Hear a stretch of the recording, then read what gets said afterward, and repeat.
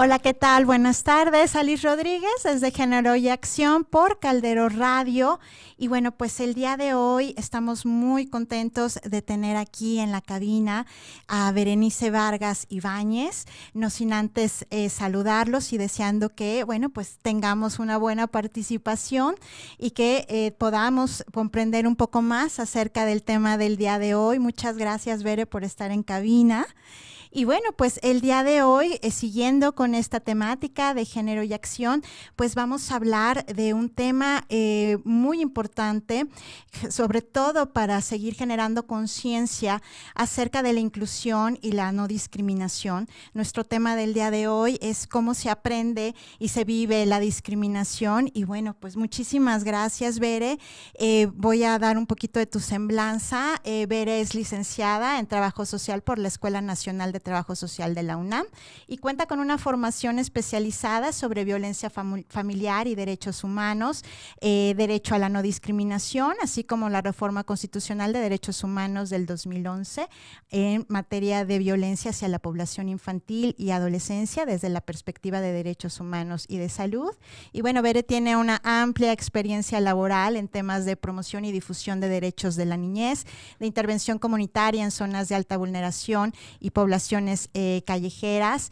Durante su labor en el Caracol Asociación Civil, ha sido asesora educativa para el Consejo Nacional para Prevenir la Discriminación, llevando a cabo actividades de sensibilización y capacitaciones en los 3 niveles de gobierno. Ha participado en la evaluación de libros de secundaria para la SEP, que ya hablaremos del tema de educación, Bere. Y bueno, se ha desempeñado como jefa de departamento en la Secretaría Ejecutiva del Sistema Nacional de Protección de Niñas, Niños y Adolescentes, además de tener cargos en temas de formación en torno a la implementación de la Ley General de Derechos de Niñas, Niños y Adolescentes y procesos de consulta y participación infantil. Es docente en el Centro de Educación Continua de Trabajo Social de la UNAM. Ha sido subdirectora de Capacitación y Educación y responsable del Instituto Nelson Mandela, del Consejo para Prevenir la Discriminación de la Ciudad de México, y actualmente es subdirectora de Planeación de este mismo consejo, de COPRED. Pues muchísimas gracias, Bere, por tenerte aquí. Como ustedes podrán escuchar y quienes nos acompañan en Facebook, bueno, pues Bere tiene una amplia experiencia en estos temas, que es justamente de lo que hoy queremos platicarles en torno a educación, a comunidad de diversidad sexual, a empresas y bueno, y comunidades también. Pues muchas gracias, Bere, y bueno, pues vamos por el inicio. Wow. Desde cómo se aprende y se vive la discriminación. Me gustaría empezar particularmente con el tema de la niñez. Desde ahí, desde mi perspectiva, es de esta forma como agentes socializadores, empezando por la familia, por medios de comunicación, por las escuelas, cómo empezamos a construir esta forma de pensamiento de alguna manera basado en constructos sociales en donde empezamos a discriminar. Bueno, pues primero que nada, muy buenas tardes a todas, todos. Muchísimas gracias, Alice, por la invitación. La verdad es que me emociona mucho estar aquí y poder compartir justo de este tema para sensibilizar y para dar a conocer más algo que pareciera que ya todo el mundo conocemos, pero bueno, que seguimos replicando, ¿no?, en nuestras actitudes y en nuestras acciones del día a día. Y bueno, justo para empezar en el tema de niñez, esto que tú dices, la discriminación.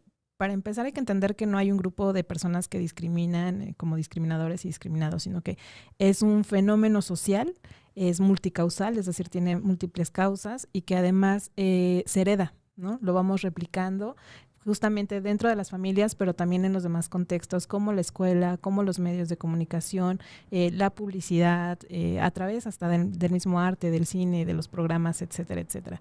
Y bueno, en casa nos sucede mucho, es difícil identificar cuando somos personas que discriminan porque traemos cosas muy arraigadas, ¿no? Los dichos que utilizamos, ¿no? La manera, por ejemplo, cuando nace un bebé en casa, normalmente cuando van a visitar, pasa por el tema de género, pero también pasa por el tema de racismo, ¿no? Ay, se ve muy prietita. ya se va a poner blanquita la niña o el niño, ¿no? Ay, fue niño, qué padre, no vas a tener que lidiar mucho con él, ¿no? O fue niña, híjole, te va a causar muchos problemas, le vas a tener que enseñar muchas cosas, ¿no? Entonces, desde ahí ya estamos mandando un mensaje, ¿no? Y estos mensajes, pues, atraviesan por diferentes condiciones de las personas, ¿no? Sí, por la apariencia, sí, por la condición social, sí, por las creencias, sí, por la orientación, sí, por el género, ¿no? Y todo esto pues está justo en el cotidiano, ¿no? En el tema de género pues seguimos viendo prácticas donde las mujeres son las que atienden a los hombres en casa. Es que es tu hermano, o hay más permisividad para los hombres que para las mujeres, ¿no? Tú puedes hacer tal o cual cosa dependiendo de tu género asignado, ¿no? Lo vemos también con el tema de la apariencia, si eres un niño gordito o una niña gordita, ¿no? Cuánto bullying vas a vivir, pero además el mensaje que las mamás y los papás o otros cuidadores pueden darle, ¿no?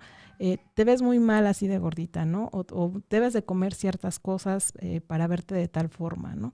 Y bueno, hay un video que se viralizó hace mucho tiempo que se llama Racismo México, donde justamente se hizo un proyecto con niñas y niños donde les ponían un muñeco blanco y un muñeco moreno, ¿no? Y los ponían a elegir y decían por qué elegían tal o cual muñeco. Y las niñas y los niños escogían más el muñeco blanco y del muñeco negro tenían una serie de prejuicios o de connotaciones negativas que iban justo por el tono de piel, donde decían, bueno, es que había una niña que utilizaba la palabra raza, ¿no? Entonces decimos, ¿de dónde viene que pueda utilizar o que conozca la palabra raza? Pues viene, por supuesto, como del grupo familiar, pero como decía, de también los otros espacios donde están conviviendo, ¿no? La comunidad, la escuela. Cuando revisas los libros de texto, pues encontramos que en el tema del tono de piel, casi todos los dibujos son blancos, ¿no? Justamente el estereotipo de género hacia este color de piel viene precisamente también, que ahorita ya más adelante nos comentarás de tu experiencia respecto a los libros de texto, pero pues justamente viene de los cuentos, vienen de los libros que desde pequeño tus padres te dan ese acceso, y las escuelas también. Sí, y además en dónde te posiciona. Normalmente los dibujos, cuando en cívica y ética, ¿no?, están viendo profesiones, los hombres son el policía, el bombero, el abogado, ¿no? Y las mujeres normalmente la enfermera, el ama de casa. Entonces seguimos replicando modelos que generan estereotipos y que van haciendo como homologando, ¿no?, dónde deben de estar las personas, de acuerdo a qué condiciones o qué características, y nos vamos conformando con esa idea. Porque además algo que sucede es que no nos enseñan a ser críticos, ¿no? En la escuela hubo una encuesta hace también un par de años donde decían cuáles son las palabras más utilizadas en el salón. Y entonces, a ver si ahí todos nos acordamos, ¿no? ¿Qué nos dicen en la primera? Cállate, siéntate, escucha y pon atención. Y eso cuando lo traducimos en el cotidiano es no opines, no cuestiones, eres un recipiente que va a recibir una información. No es necesario que preguntes por qué, sino que así es y lo tienes que seguir viviendo de esta manera. Entonces, cuando llegamos a la vida adulta, yo que estaba como en muchos espacios educativos, me doy cuenta que lo que más sucede es eso. Hay una falta de interés por querer averiguar más, como que asumimos las cosas de así es, así ha sido y así lo vamos a mantener, ¿no? Y entonces al no cuestionar, aceptamos estos modelos y estos estereotipos de cómo deben de ser las personas, ¿no? Es decir, asumimos que las personas indígenas son todas pobres y analfabetas, ¿no? Y entonces creamos una etiqueta con respecto a eso. Asumimos que las personas migrantes en su mayoría son hombres, ¿no? Y que además son hombres fuertes que van a buscar un sueño al otro lado, cuando en realidad la población migrante pues encontramos mujeres, encontramos niñas, encontramos adolescentes, y eso también se traduce después obviamente en reglamentos, en políticas públicas, en acciones institucionales. Cuando no logramos ver esa diversidad que compone a toda la sociedad, pues entonces es cuando empiezan a haber estos sesgos que violentan, por supuesto, los derechos de las personas, ¿no? Y que también atentan contra la dignidad, porque finalmente cuando creamos estas imágenes, cuando no se responde a esa imagen esperada, pues hay violencia, hay crítica, hay cuestionamiento, ¿no? Y pues esto lo vemos justamente desde el tema de la niñez, ¿no? Claro, porque al final del día, mucho del valor que le damos, por ejemplo, a la publicidad, que eso es un punto medular, es un valor de percepción, es un valor donde me gusta ver lo que acabas de comentar, lo que mis padres, la familia, la escuela, los mismos medios me han enseñado de ese ideal de raza blanca, de ese hombre exitoso que puede lograr tener un un alto ejemplo de hombre en el nivel social y económico pudiente, ¿no?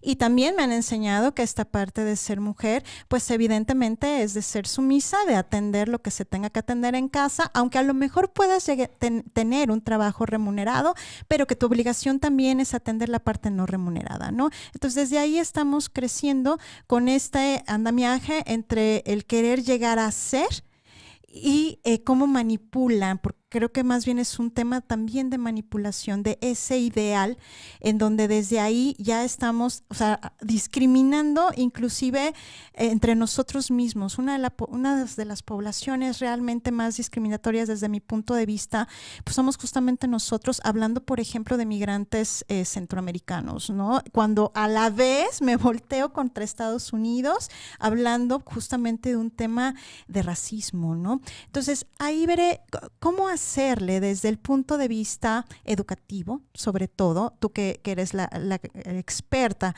en este ámbito, de todo esto que nos acabas de decir, hacia dónde reorientar como una política pública probablemente, como acciones familiares, como publicidad, hacia poder primero identificar cuando estás ejerciendo, por lo que dices, ¿no? A veces ni cuenta nos damos, ¿no? Y lo asumimos como normalizado.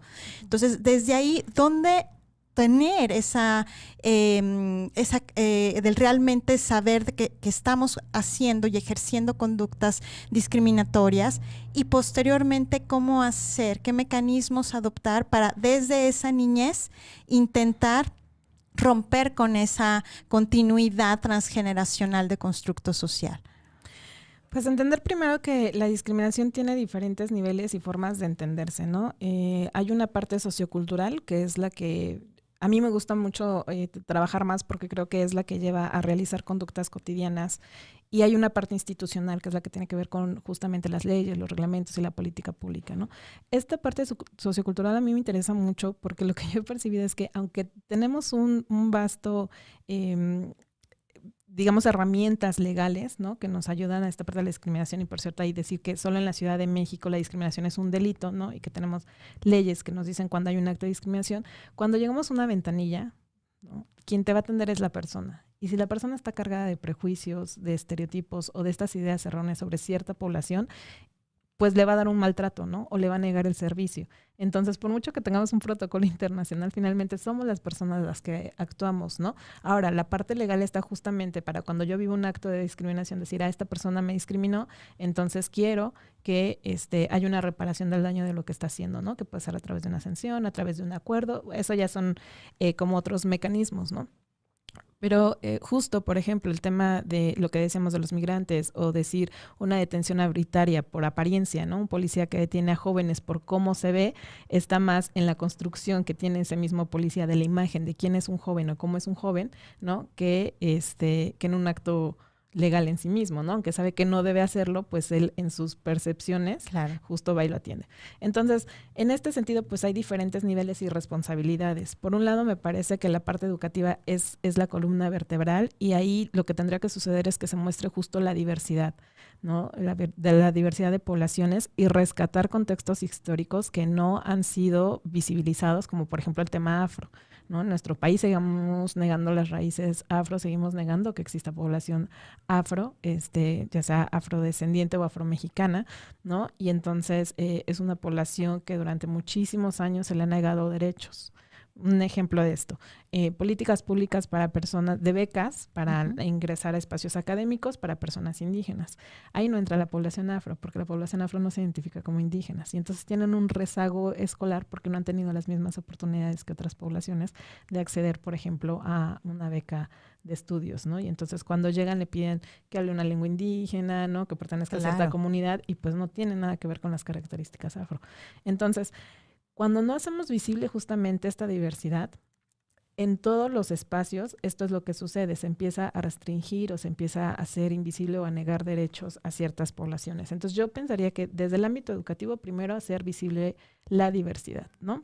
Y esa diversidad incluye diversidad sexual, diversidad de lenguas, ¿no? Si hablamos de personas sordas, por ejemplo. O sea, hay una cantidad de poblaciones que no son visibles y no son reconocidas porque pareciera que son minoría, aunque en realidad no son tan minoría, ¿no?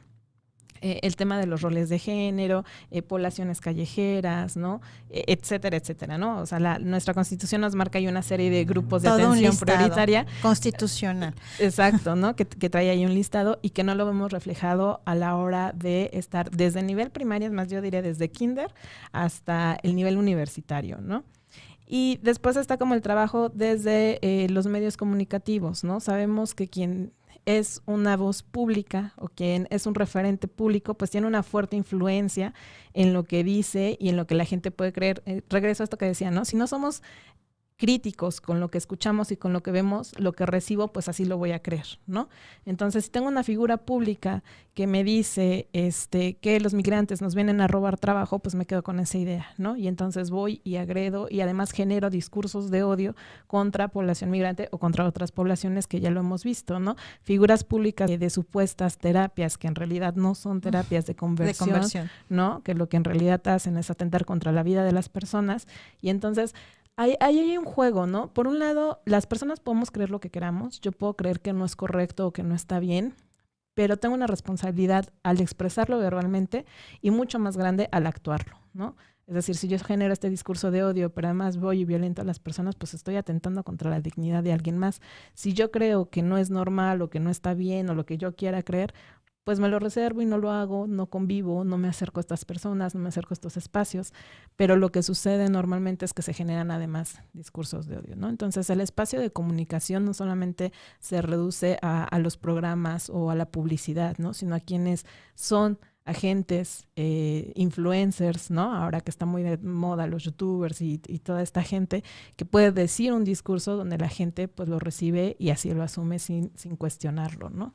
Y bueno, y está la otra parte de las instituciones que ya tenemos un carácter más bien de obligación o de responsabilidad, donde las leyes nos marcan cómo debemos de actuar frente a estos grupos. Y que justamente es un punto bien importante, Bere, lo que acabas de comentar. La parte de política pública, la parte de las instituciones, sí, o sea, tenemos leyes magistrales, tenemos leyes muy interesantes, tenemos políticas públicas igual de interesantes. Sin embargo, la parte sociocultural efectivamente es lo que a veces no juega a favor. Nosotros tenemos un imaginario como, bueno, en mi caso como abogada, pero cuando yo volteo la cara, en mi caso como psicóloga, es ahí donde dices, no, es que choca.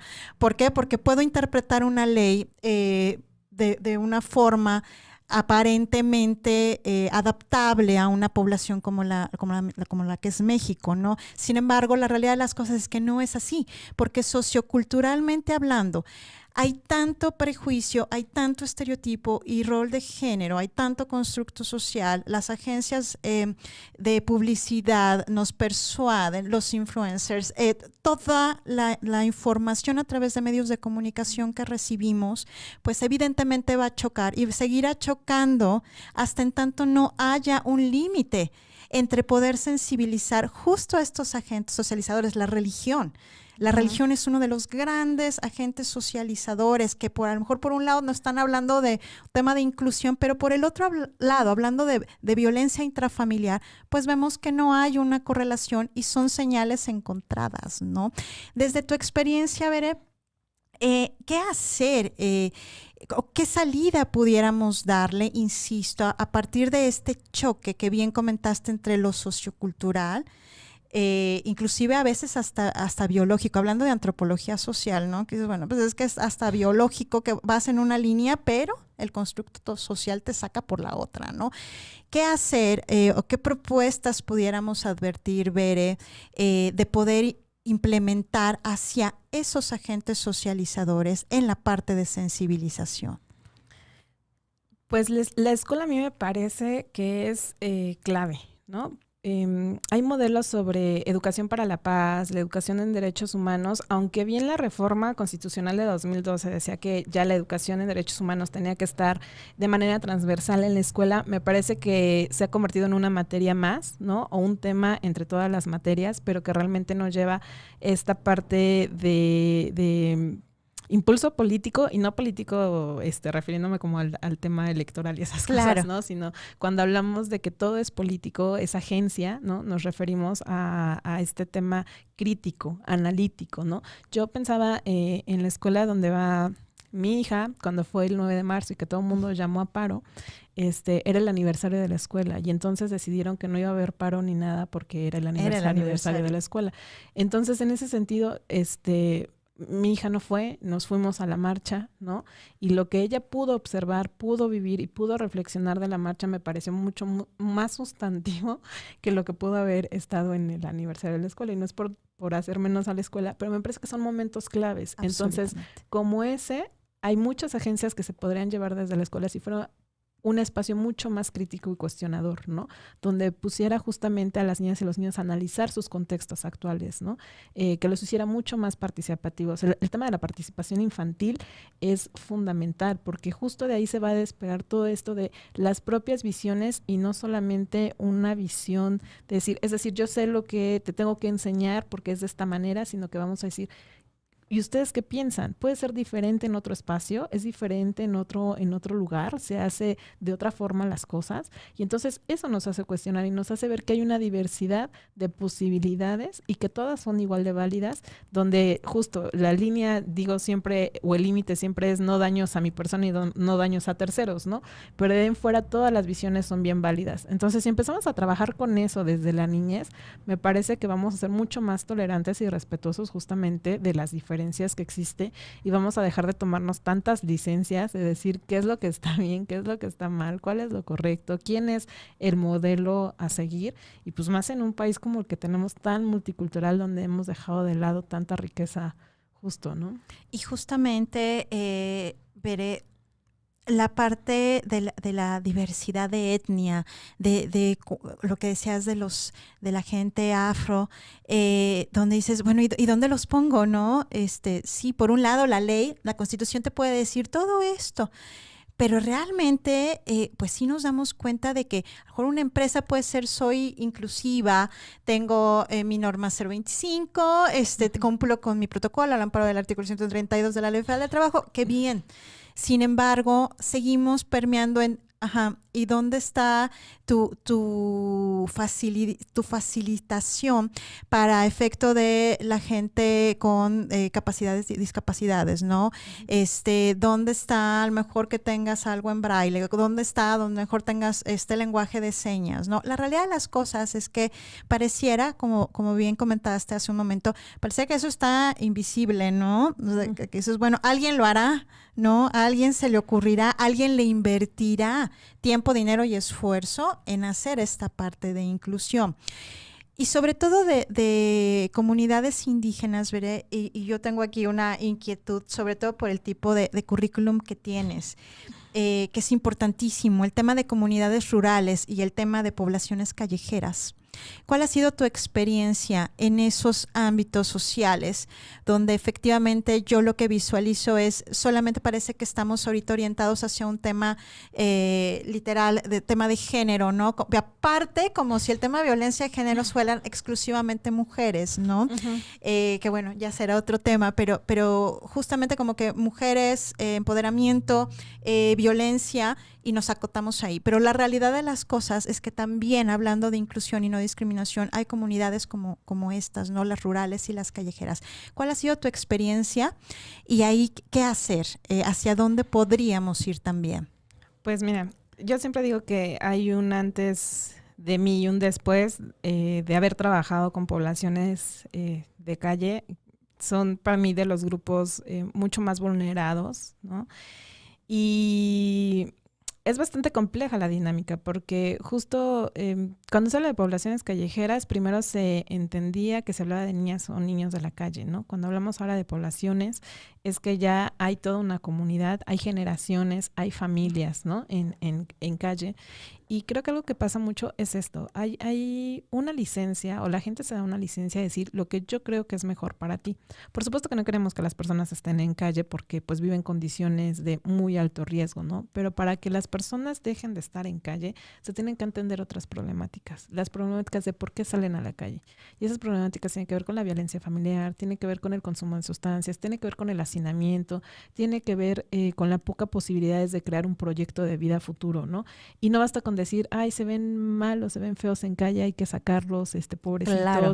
Hay que quitarle a los niños a las mamás porque están en un tema de consumo. el tema de las poblaciones de calle es que están en lo público y que hacen visible todas las problemáticas que se viven en muchas familias dentro de sus casas, ¿no? Porque hay una lógica, por ejemplo, en el tema de las niñas y niños que dicen hay que retirarlos porque ahí no están seguros. Tema de violencia o consumo de sustancias. Si vamos a zonas de alto riesgo, yo vivo en Iztapalapa, por cierto, ¿no? Que la delegación más grande. Iztapalapa. El barrio me respalda. Hay zonas marginadas, ¿no? O hay zonas de extrema pobreza donde también hay un tema de consumo de sustancias y también hay violencia, pero ahí no se ve porque está en lo privado, ¿no? Porque si la lógica fuera rescatar a los niños de esas situaciones, tendremos que hacer imagínate. un mapa y un diagnóstico en toda la ciudad dentro de los propios hogares, ¿no? Entonces, eso es mucho de lo que sucede. Como están en el espacio público y están visibles, pues generan mucho ruido e incomodidad. Incomodidad a quienes tenemos ciertos privilegios, ¿no? ¿Qué hay que hacer con estas comunidades? Bueno, ellas de entrada generan redes y generan redes en las zonas donde se colocan. La misma gente les da trabajo. Hay organizaciones, apoyar a las organizaciones que trabajan con estas poblaciones, ¿no? Y no a partir de un tema de lástima, sino de un reconocimiento de que son personas sujetas de derecho, ¿no? Y que en la medida en que las instituciones y las personas les veamos así, vamos a cambiar sus condiciones de vida, ¿no? No es lo mismo que yo les ofrezca los 5 pesos, ¿no? Que digo, es válido, no voy a decir que no, es válido, porque a veces eso hace que les alcance para la comida del día, ¿no? A decir, bueno, si están cerca de mi zona, pues conseguirles trabajo, ¿no? Oye, te encargo que me tires la basura, oye, te encargo que me cuides el coche o que hoy le eches una lavada, ¿no? Y entonces generar otra dinámica también del autoempleo, porque finalmente, y respetar sobre todo sus decisiones. Y sabes que, Veré, ahorita lo que acabas de decir, bueno, esto es como anécdota. Yo recuerdo, tendría yo como unos 10 años más o menos, un programa de Cristina Pacheco, Aquí nos tocó vivir. ¿Y por qué le pregunta a Veré y por qué el interés? Yo tengo marcadísimo un programa de Cristina donde hablaba con los niños de la calle, los niños y las niñas de la calle. Y justamente desde ahí hasta la fecha lo tengo muy marcado, del decir, wow. Justamente el no revictimicemos, porque detrás de cada uno de esos niños y niñas hay una historia de vida que es lo normal para ellos. O sea, que el tema es no es sacarte de la calle así nada más porque sí, yo ahora voy y te mando a ver a dónde, ¿no? Donde te den comida, donde te den alimento. No, muchas veces estas redes, ¿por qué? Porque buscas la aceptación social y la aceptación al final de cuentas la encuentras entre pares. Exacto. Entonces, eso sí es algo que desde mi punto de vista es relevante en cuestión de a quienes queramos apoyar a esta población, del decir, buscan aceptación entre pares, pero también puedes abrir la oportunidad a sentirte aceptado desde alguien que te da trabajo, que desde el punto de vista emocional, afectivo, es pues vente para acá, te comparto de la torta, te comparto de esto, ¿no? No necesariamente dinero, porque a veces efectivamente el dinero a lo mejor es para que te alcance para comer algo, pero probablemente a lo mejor no, a lo mejor es para comprar solventes, para comprar otro tipo de cuestiones, ¿no?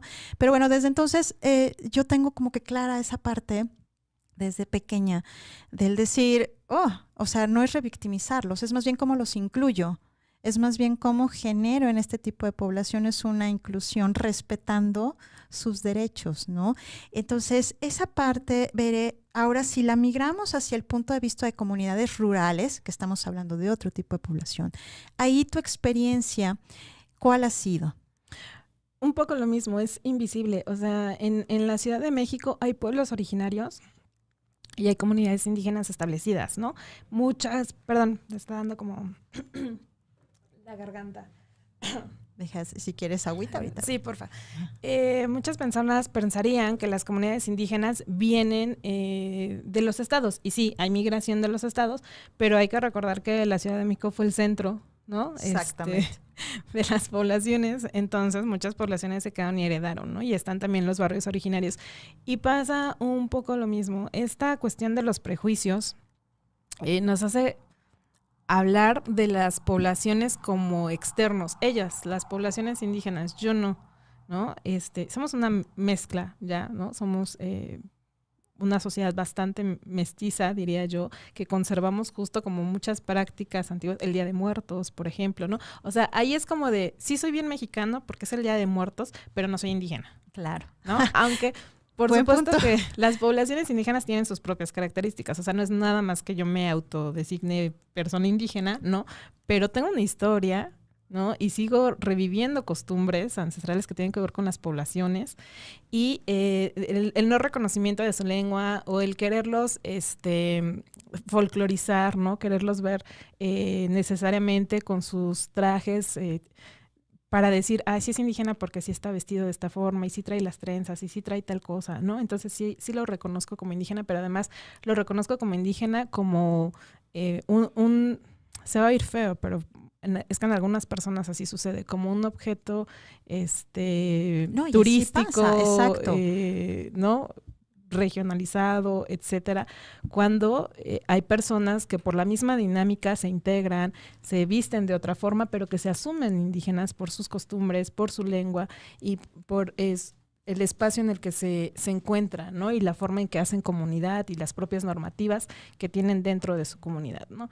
Entonces, es curioso porque somos como de doble moral a veces o muy binarios, digamos, en cosas. Por un lado, aceptamos ciertas prácticas como el tema de me voy a hacer una limpia, ¿no? Claro, por supuesto. Reconozco la naturaleza Ajá. y la Pachamama, pero no, pero lo indígena es allá, quienes se visten de esta forma y hablan de esta forma. Entonces, sí, es un juego ahí muy curioso, Sí, social. es social. Y recuerdo recientemente una campaña de una tienda departamental que justamente tuvo que retirar la publicidad. ¿Por qué? Porque puso una imagen de una mujer indígena vestida tal cual, como nosotros identificamos a nuestros hermanos y hermanas indígenas. Sin embargo, la imagen de al lado era una mujer rubia con lentes oscuros volteando en el sentido contrario de la mujer indígena. Y había otra publicidad de la misma tienda donde estaba la misma mujer indígena y al lado estaba un hombre muy atractivo, sin lentes, me acuerdo, muy atractivo, mirándola hacia abajo, ¿no?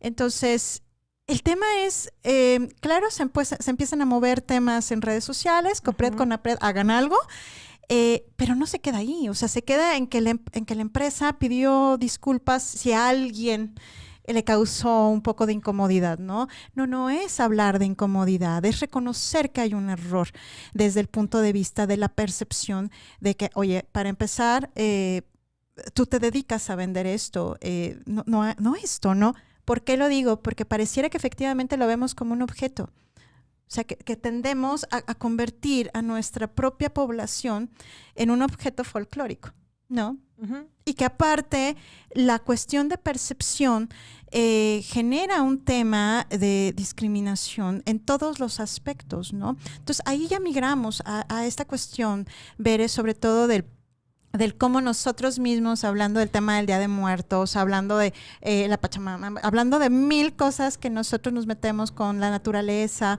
hacernos limpias, etcétera, ir al centro y bueno, pues que te hagan una limpia. Tomar té de hierbas para curar ciertas cosas, ¿no? Por supuesto. Es medicina milenaria. Claro, pero no tenemos ese sentido de identidad como tal, de dónde venimos, ¿no? Entonces volvemos a un tema de educación. Y hablando de educación, Vera, a mí también me gustaría que nos platicaras respecto de otro sector que es justamente uno, creo yo, de los que más desde pequeños estos mensajes que nos dicen nuestros padres son muy significativos, que es el tema de la comunidad, hablando de diversidad sexual, que creo que eso, sobre todo en este mes, pero no solo en este mes, sino generar esta conciencia, ¿no? de esta cuestión de cómo integrarnos a otro cambio de paradigma, romper con lo que ya tenemos e integrarnos a otro, hablando de la inclusión en la comunidad. A mí ese tema me encanta, me gusta muchísimo porque además creo que somos una sociedad bastante mocha, pero también bastante castrada en el tema de la sexualidad, ¿no? Y dentro de pensar que cuando decimos diversidad sexual es la gama de posibilidades que tenemos las personas en general de expresar nuestra sexualidad. Y la sexualidad se va a expresar en identidad, se va a expresar en pensamiento, se va a expresar en comportamiento, se va a expresar en orientación, se va a expresar en afecto, se va a expresar en erotismos. Entonces la posibilidad es enorme, ¿no? Y viene la raíz de lo mismo, el tema de la educación, ¿no? O sea, desde chavitas nos dicen, a ver, si eres niña, ¿qué niño te gusta? ¿Qué niño te gusta? ¿Quién es tu novio? Y a la inversa, ¿no? Jamás hablamos de con qué persona te sientes a gusto. Claro, persona. ¿No? ¿Con qué persona estás bien? ¿no? No nos educan para, ya cuando hablamos del tema de relacionarnos erótica o afectivamente, de con quién te sientes bien, sino que de acuerdo a nuestro sexo asignado, ya nos están determinando con quiénes nos tenemos que relacionar, ¿no? Entonces, entender la sexualidad como esa gama de posibilidades nos da chance de entender también lo que se expresa ahí, ¿no? Y aunque el tema ahorita es muy amplio, nos tardaremos yo creo que otros 2 programas en platicarlo, por supuesto. ¿no? Quiero partir primero como de entender que un tema es la identidad y otro es la orientación, ¿no? Cuando hablamos de orientación es hablar de con quién me relaciono afectiva o eróticamente, ¿no? Y eso puede ser con otra mujer, puede ser con un hombre, puede ser con una persona no binaria, puede ser con una persona trans, puede ser con una persona, la que yo quiera, ¿no? Y bueno, se han colocado pues ciertas diría como etiquetas o conceptos que sirven para cuestiones educativas y análisis estadístico, pero que resultan también a veces limitante para el tema de la interacción con las personas, ¿no? Y la otra parte de la identidad es quién soy, cómo me vivo, cómo me siento y cómo quiero verme frente a los demás y cómo quiero que los demás me vean, ¿no? Y entonces ahí es cuando hablamos de las personas trans, ¿no? Que puede ser transvestis, transgéneros, transexuales, no binarias, ¿no? Y ahora hay una gama enorme, ¿no? Pero justo es quién soy y cómo quiero verme ante los demás o los demás me reconozcan, ¿no? Esa es la identidad. Y las expresiones de género, pues es justo como variar entre este tema de la identidad y cómo lo voy a expresar, ¿no? Entonces,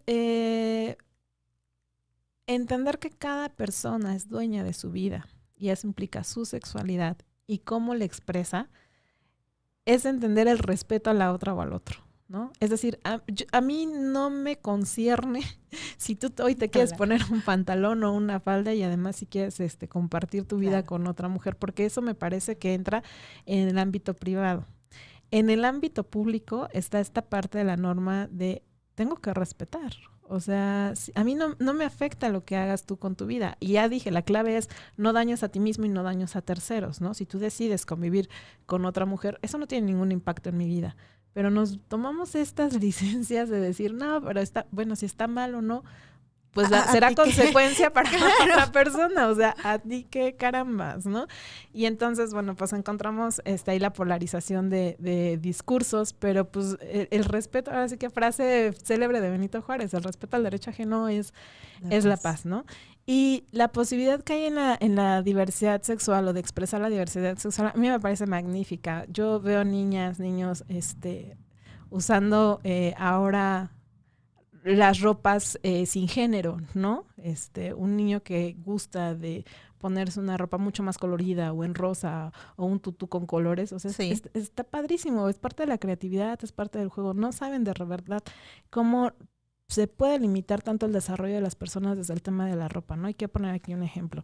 El desarrollo del cerebro se ha visto impacto en diferencia de hombres y mujeres y voy a esto porque pues justo la diversidad tiene que ver con los roles de género también que nos han establecido, ¿no? Entonces cuando somos niñas usamos normalmente faldas o vestidos y eso nos impide jugar de igual manera que los niños, colgarte del pasamanos, rodar, dar marometas, todo el tiempo te tienes que estar cuidando. Se te van a ver los calzones. Y aunque traigas shorts se te van a ver los shorts. Exactamente. Sí. O sea, no nos libramos, ¿no? Y eso tiene una afectación en el desarrollo de nuestro cerebro y en la coordinación motriz, ¿no? A diferencia de los niños. Entonces, algo tan sencillo como el tema de la ropa, que nos quieran limitar en nuestra expresión, nuestra creatividad y nuestro desarrollo, pues se ve a lo largo de la vida en las expresiones de las personas adultas, ¿no? Y eso se traduce no solamente a los roles, se traduce a tu propia identidad, a tu plan de vida, a tu proyecto de vida, a tu proyecto de pareja, a tu proyecto de familia, ¿no?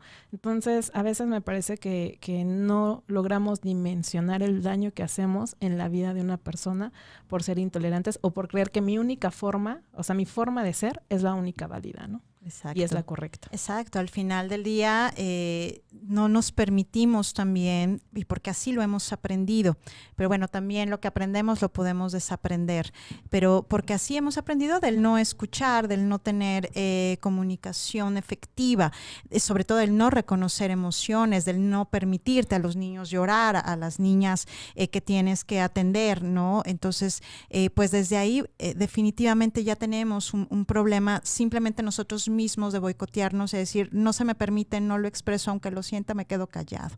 Y muchas gracias. Quiero aquí, sobre todo, agradecer a Serrucha. Nos dice, las quiero y abrazo. Entonces, muchísimas gracias, querida Serrucha, de verdad, por estarnos escuchando. Y bueno, y a todos y a todas quienes nos escuchan y nos ven. Si hubiera algún comentario, pues con todo gusto, ¿no? Y justamente veré hablando de lo que considero yo es algo medular a nivel social, a nivel económico también, a nivel de responsabilidad social también. Lo es el tema empresarial. Desde el punto de vista de las corporaciones, ayer justamente dedicamos a ver un programa, una conferencia hablando de resultados, hablando de tema empresarial, acerca de la inclusión y de la no discriminación. Y bueno, pues nos damos cuenta justamente de que aunque haya estas leyes, aunque haya esta normativa, la realidad es que la sensibilización hacia las empresas es mínima.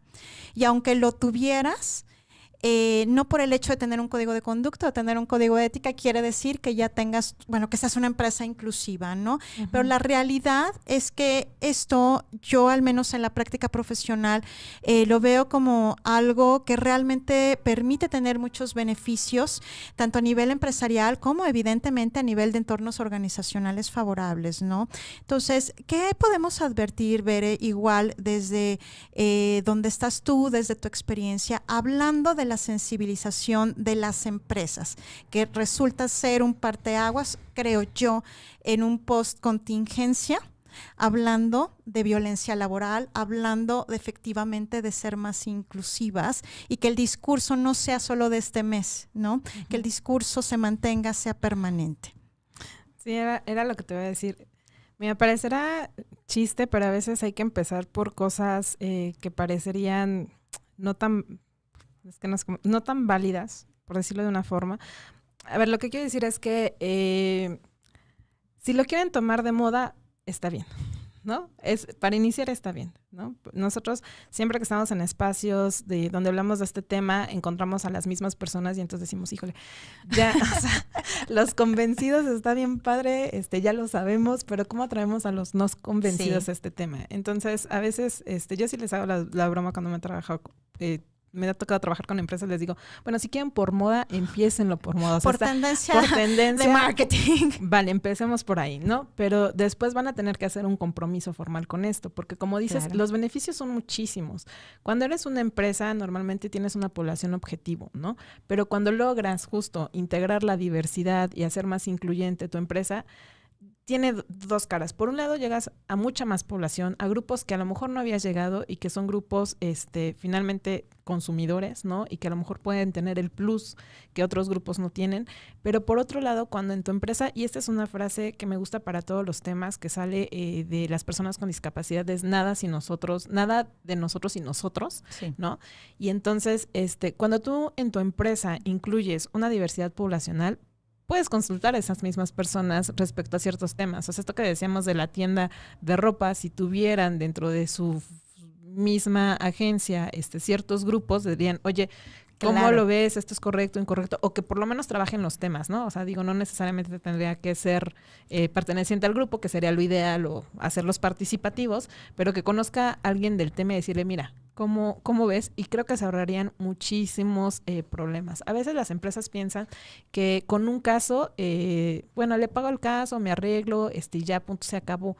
Pero un caso es la repetición de muchos otros en diferentes momentos, ¿no? O de un problema que se hace mucho más grande y que además ahora que tenemos las redes sociales, pues es muy fácil quemar a una empresa, ¿no? O sea, si a mí me despides de manera injustificada y ahí tenemos un alto porcentaje en la institución donde trabajo sobre despido, sobre embarazo, por estar embarazada, no solamente voy a poner una queja, lo voy a hacer público, claro, ¿no? Y entonces vas a ser una empresa desprestigiada.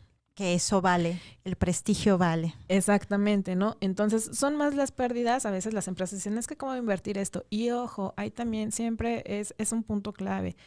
Asegúrense que las personas que van a dar esta sensibilización o estas formaciones dentro de las empresas realmente sean expertas en el tema y tengan un historial que así lo demuestre, porque de repente se quieren ahorrar dinero. Y me ha pasado también de manera freelance, ¿no?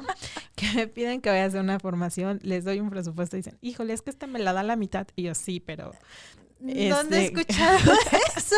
Garantízame el manejo del tema y que además te va a dar las herramientas, ¿no? Porque pues motivacionales, mira, hay bastantes, ¿no? Y la gente que hemos estudiado y hemos trabajado en esto, pues creo que nos respalda todo ese historial, ¿no? Entonces, también a veces las empresas por hacer el check, ¿no? De decir, ay, sensibilización en tal tema, listo, ya vienen a dar la plática fulanita. Y a veces los mensajes de verdad son tremendos, son contradictorios a lo que la empresa quiere que realmente suceda adentro, sí, ¿no? Entonces, me parece que ese es otro tema de responsabilidad. Y la otra es que estamos en un momento paradigmático.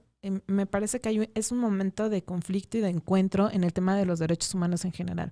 Por un lado, hay movimientos sociales muy fuertes que nos están haciendo ver la necesidad de reconstruirnos, ¿no? De cuestionarnos cómo estamos haciendo las cosas, porque estamos haciendo mal muchas cosas, me parece, pero por otro lado, justo estos mismos movimientos están reconociendo las buenas prácticas, los modelos de acción de inclusión, de respeto a los derechos que se están llevando a cabo, y es un movimiento global, ¿no? Entonces, pues tienes dos opciones. Te quedas atrasado en el tema o te renuevas y además eres propositivo y pones ejemplos de buenas prácticas, que eso pues también te va a ganar muchísimo al interior y al exterior de la empresa, ¿no? Claro, se pierde mucho de vista y sí recapitular, ver el tema de la rentabilidad y la productividad a nivel corporativo, a nivel empresarial, que justamente por ahorrarte unos pesos, que es un gran problema, terminas contratando a gente que no es especialista en los temas y que al final del día pues el riesgo sigue siendo el mismo, ¿no? Una mala publicidad, este ejemplo que yo ponía, bueno, me queda claro, pudiste haber tenido un segmento importante de si lo hubieras enfocado desde un punto de vista de inclusión, ¿no? Y resultó siendo todo lo peor, ¿no? Que es un tema de discriminación. Entonces, sí considero, igual que tú, que es un tema relevante el hecho de que sí logres sensibilizar a esos nuevos a partir, al menos yo así lo veo por experiencia también profesional, a partir de esos beneficios. Lo que bien dices, bueno, ya aunque sea por tendencia, pero eso nos permite al menos tener un paso adentro, un piecito adentro, ¿no? Y ya después explicar cuáles son todos esos beneficios. ¿Por qué lo digo? Porque al final del día existen ya poblaciones, países, entidades fuera de México, donde esto sí importa, donde las políticas de inclusión sí importan para poderte contratar como un proveedor de servicios, donde sí importa que tengas una coherencia, sobre todo, entre lo que pones hacia afuera, que es un tema de publicidad, y también tu imagen corporativa, porque muchas veces puedo poner unos tenis maravillosos con una publicidad maravillosa, incluyente.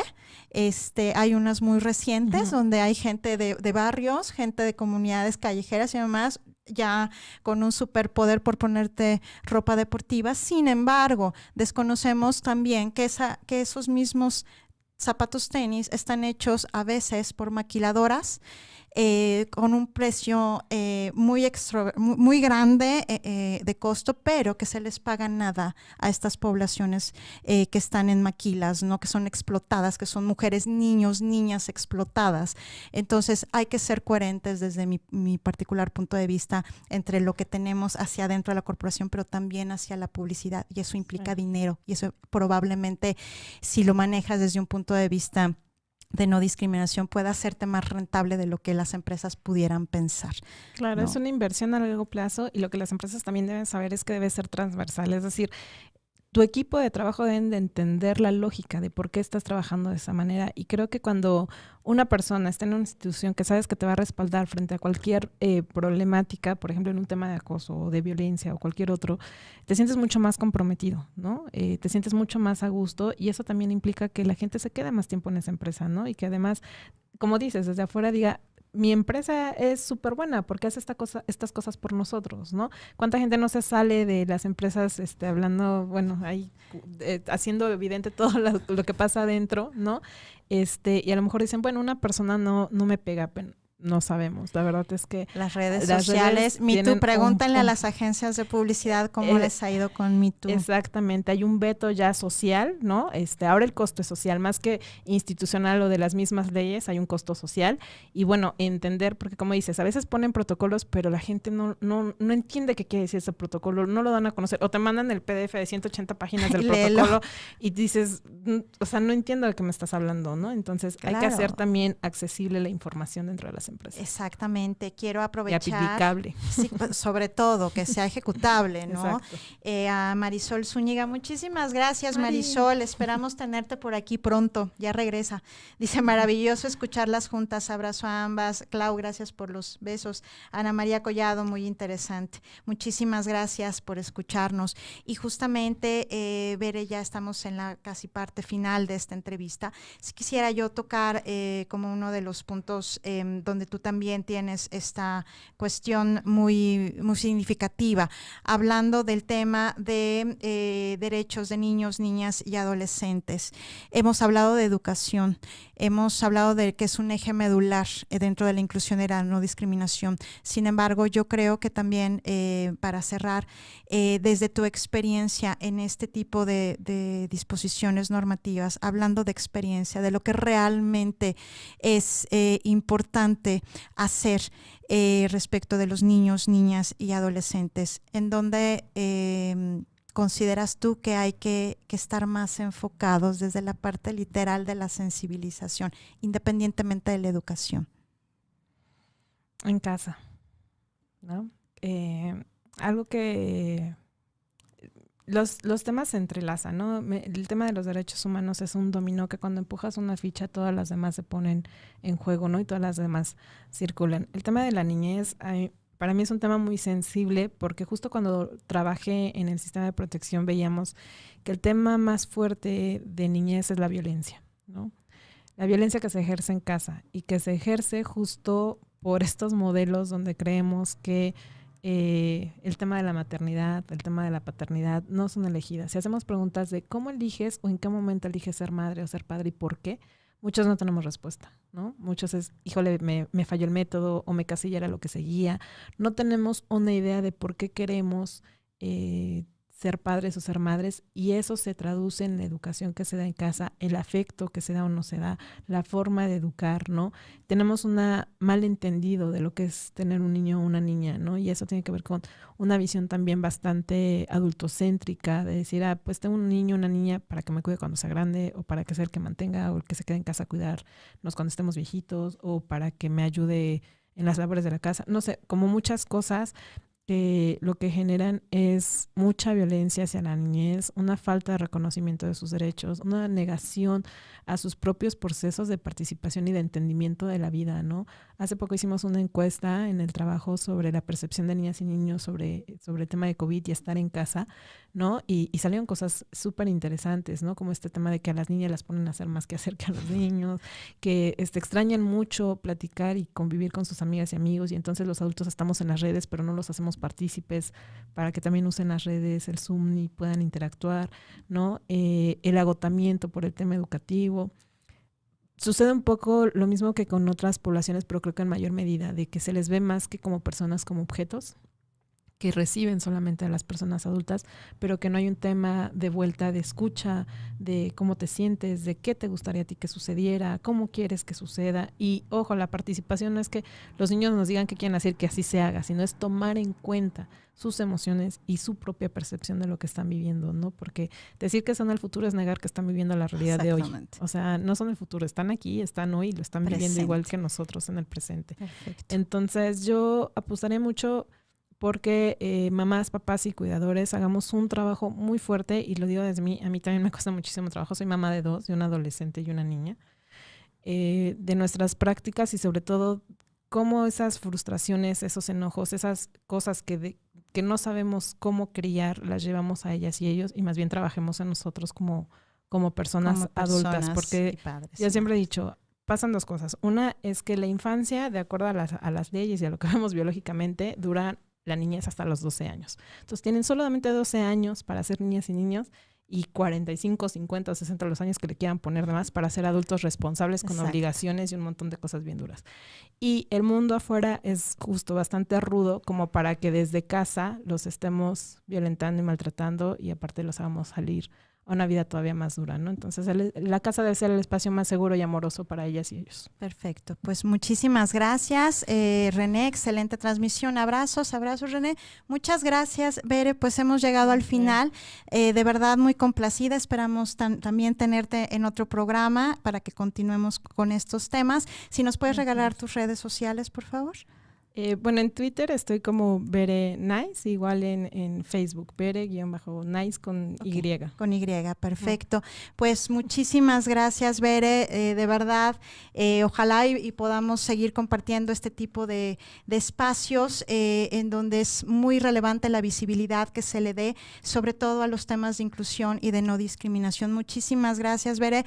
Yo soy Alice Rodríguez, de Género y Acción por Caldero Radio, abogada y psicóloga, especialista en asuntos de género. Mis redes @Alice Resilio de Resilio Consultores, mi dirección por internet www.resilioconsultores.com.mx. Muchísimas gracias a todos y a todas por seguirnos y nos vemos el próximo miércoles 1:00 p.m, igual con un gran tema, justamente hablando de diversidad sexual. Muchísimas gracias, que tengan buena tarde. Hasta luego.